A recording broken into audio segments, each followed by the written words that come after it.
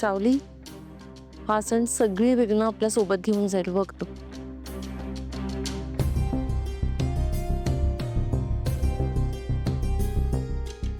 सावली, काय झालंय? कसला विचार करतेस? काही नाही वहिनी. काही नाही काय, चेहऱ्यावर दिसतंय तुझ्या. कसला तरी विचार करतेस. काय झालंय सांग. सणासुदीला असा चेहरा पाडून बसणार आहेस का? काही नाही, मला काळजी वाटते. मी माझ्या घरच्यांना यायला नकार देऊ का? का? काय झालं अचानक? कोणी काही बोललं का? एवढी सगळी तयारी केलीस आणि ते अर्ध्या वाटेत पोचले सुद्धा असतील, असं माघारी पाठवणार आहेस का त्यांना? इच्छा नाही आहे, पण सांगू का त्यांना परत जायला?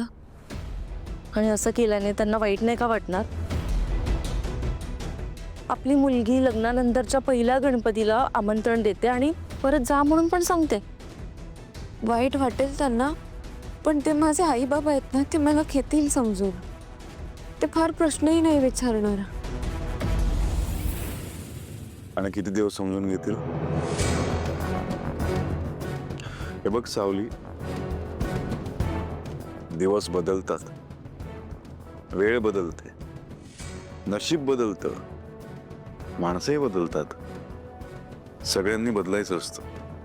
माझ्या घरच्यांनी पण बदलायला हवं, तुझ्या घरच्यांनी सुद्धा. जास्तीचा विचार करू नकोस तू, त्यांना बोलव. अहो, पण तिलोत्तमा मॅडमना टेन्शन आलंय. कसलं टेन्शन आलंय?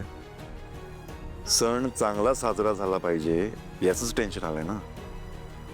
हे बघ, मागच्या वर्षी जशी परिस्थिती होती या घरातली किंवा वातावरण होतं, तसं यावर्षी नाही. सोहमचं लग्न झालंय, माझं लग्न झालंय, परिस्थिती बदलली आहे. 2 नवीन घरं या घराशी जोडली गेली आहे, त्यामुळे नवीन माणसं जोडली जाणारच. आणि त्याचं जर टेन्शन आलं असेल तर ते येणारच सगळं सावली. आणि त्यावर उपाय शोधायला हवा आपण. काय उपाय शोधायचा? हे बघ, तुझे घरचे तरी काही प्रॉब्लेम क्रिएट नाही करणार. बरं जी आहेत त्या येणार आहेत. लहानपणापासून तूच ओळखतेस त्यांना. हा, त्यांना समजव, त्यांची जरा बोल, काय म्हणणं त्यांचं बघ, त्यांना समजावून सांग, समजतील त्या. बघ, प्रॉब्लेम पासून दूर नाही पडायचं, प्रॉब्लेमला फेस करायचं. काय? आणि मला विश्वास आहे तुझ्यावर, तू सांभाळशील, त्यांना समजवशील. हा, आई बापांना बोलू.